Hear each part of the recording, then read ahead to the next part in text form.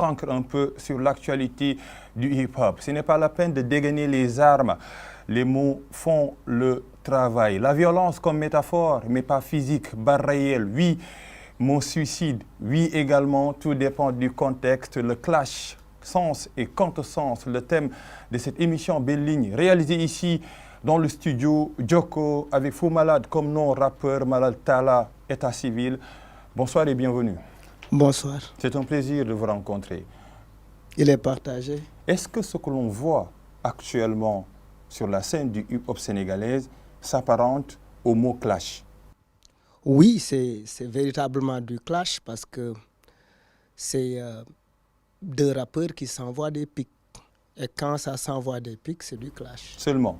Oui. C'est la seule définition qu'on peut donner au mot clash? Oui, le clash, c'est quand on n'est pas d'accord avec quelqu'un dans le rap, d'un point de vue conceptuel, d'un point de vue idéologique, ou bien quand on sent qu'effectivement il y a un rappeur qui s'inscrit en porte-à-faux par rapport à ce qu'il dit, etc., etc.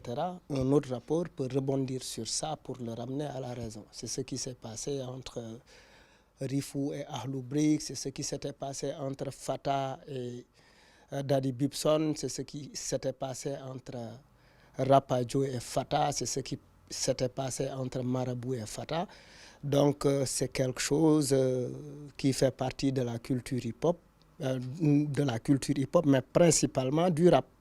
Parce que le clash, c'est une bataille lyricale entre deux rappeurs. C'est une bataille ou bien entre deux groupes de rap ou entre deux rappeurs. Parce qu'on peut attaquer plusieurs personnes. Oui, on peut s'attaquer, on peut ouvrir plusieurs fronts. Ouais. Par exemple, le rappeur Omzo Dollar a ouvert plusieurs fronts. Il y en a, Cannabis aussi avait ouvert plusieurs fronts. Du temps avec 5 Underground, par exemple. Oui, on avait vu qu'il était en clash avec 5e Underground et puis en clash avec Nit Doff. Et par extension, même le clash avec Nit Doff avait tourné au bif parce qu'effectivement, lors d'un concert à l'université de Saint-Louis, ils s'en sont arrivés au mat. D'où l'importance d'insister sur l'art du langage, mais pas l'art des coups.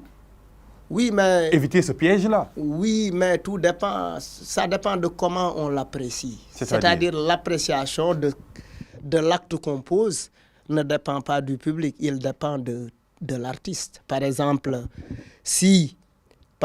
moi, je pense que oui, que le clash ne me suffit plus, il faut aller vers le bif, c'est une réalité. Et le bif, ça renvoie au sang, ça renvoie à la violence. Ce n'est pas quelque chose de très fréquent.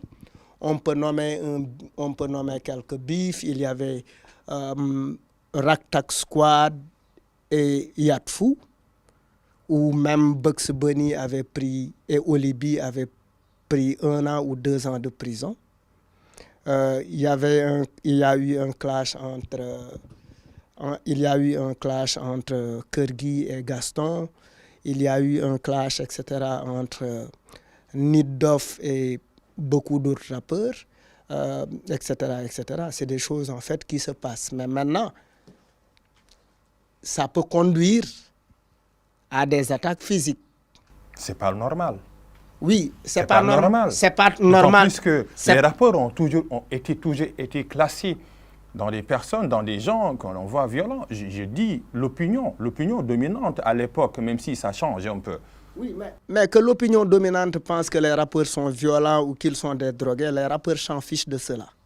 Ils ne sont pas dans la justification. Les rappeurs, c'est des artistes qui s'inscrivent dans une marginalité, dans un non-conformisme. Qu'appelez-vous marginalité, par exemple? La marginalité, c'est dire, écoute, il y a les conventions ici, et nous ne vivons pas, on ne dépend pas de ces conventions. Ce que tu conçois comme norme en tant que journaliste, animateur, ce que tu perçois comme normal ne l'est pas forcément chez moi en tant que rappeur.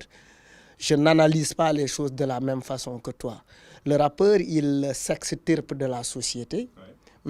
Il se choisit sa société à lui pour regarder la société autrement, pour avoir une analyse beaucoup plus libre, beaucoup plus subversive. Et ça, c'est quand même très important et c'est ce qui fait de lui évitablement un rappeur. Maintenant, un rappeur qui décide de se conformer ne l'est pas. Un rappeur ne se conforme pas. C'est pas un handicap à la liberté d'expression. On peut se conformer aux règles. On a le droit de se conformer aux règles. Surtout si ces règles-là que vous définissez mènent à la violence. Oui, mais en fait, la violence, elle est... Si la Russie s'attaque à l'Ukraine aujourd'hui, la violence, elle est dans toutes les sociétés. Oui, non, en fait, oui, mais c'est-à-dire, la violence, elle est dans nos sociétés, il faut la combattre et elle continuera d'être dans nos sociétés. On continuera d'être violent. Et nous-mêmes, nous aimons regarder des combats de lutte qui sont très... quand Balla Gaye donne un coup à Gris Bordeaux et qu'elle l'amène chez Ardo, les gens sont contents. Ouais. Oui, c'est-à-dire que les gens aiment regarder... Non, les combats de boxe à 100 sont très aimés par le public. Et quel rapport avec le rap? Mais parce que ces rappeurs-là aussi viennent de cette société-là qui aime la violence. Mais ils ont le micro au lieu des armes, par exemple. Oui, mais c'est pas quelque chose...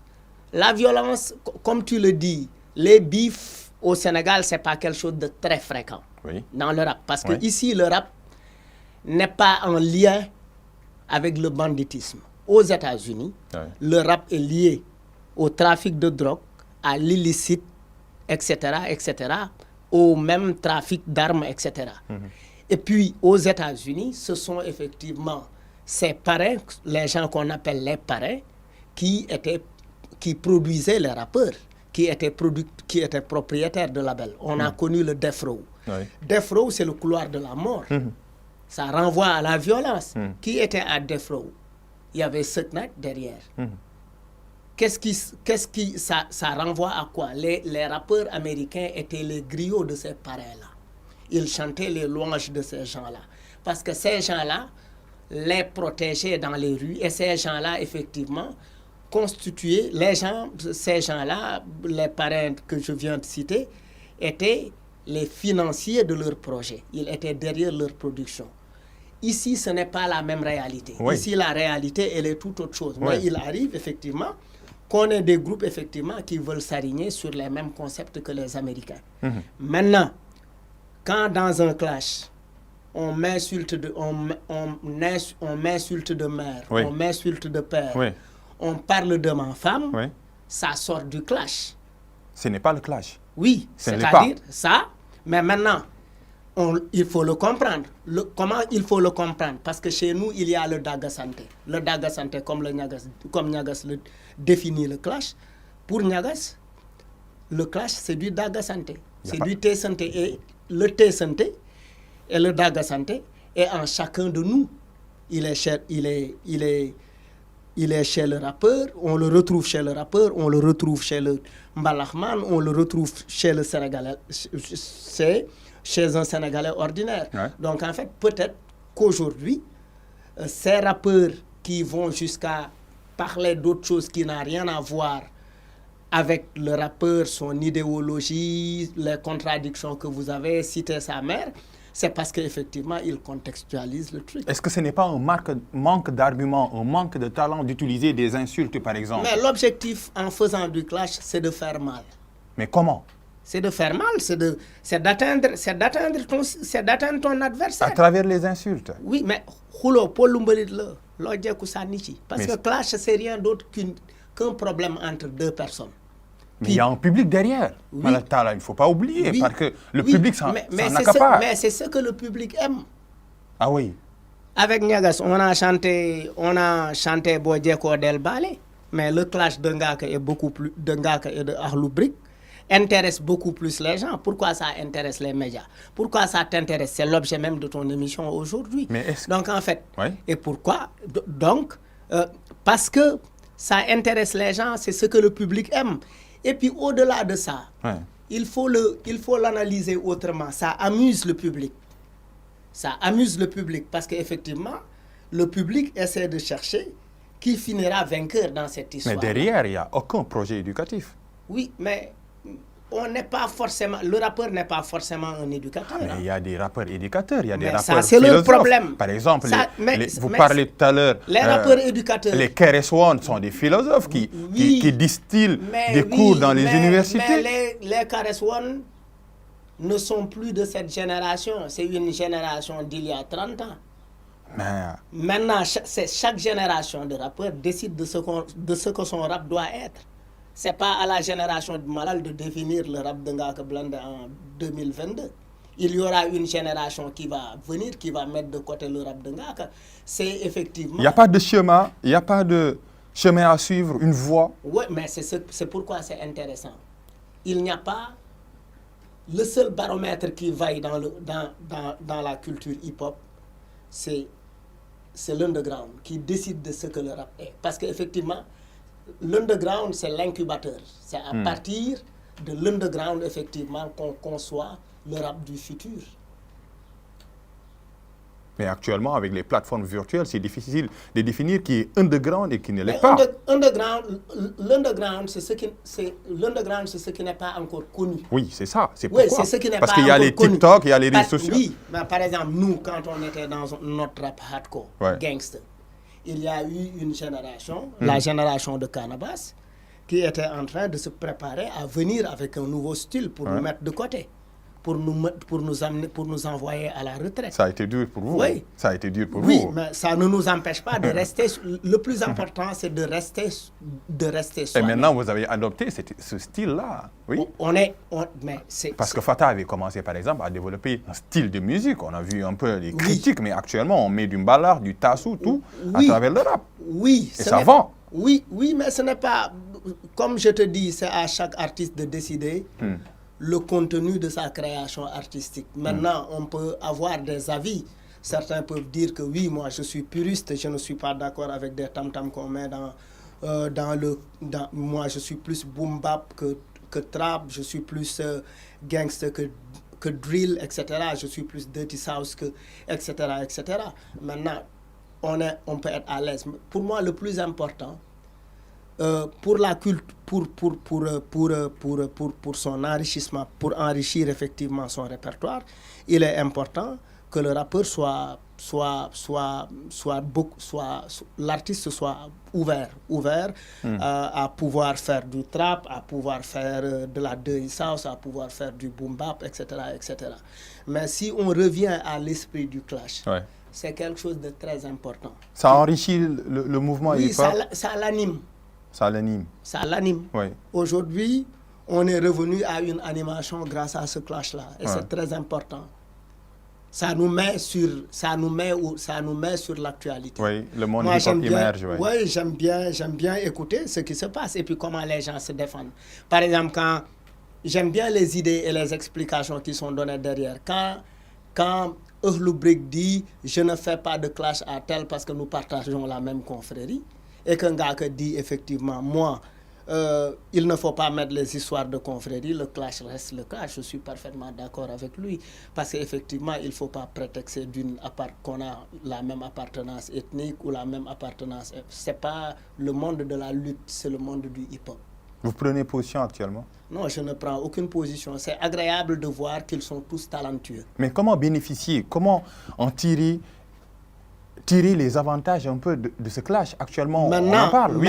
L'aspect économique, c'est important. Merci. Maintenant, il devrait être beaucoup plus audacieux. C'est-à-dire? Par exemple, comme tu le dis, arriver à faire de l'argent avec ce que le clash rapporte comme engouement, ça intéresse les gens. Il faut organiser un battle dans un stade.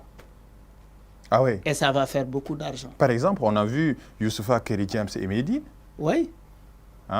partager un même projet. Oui,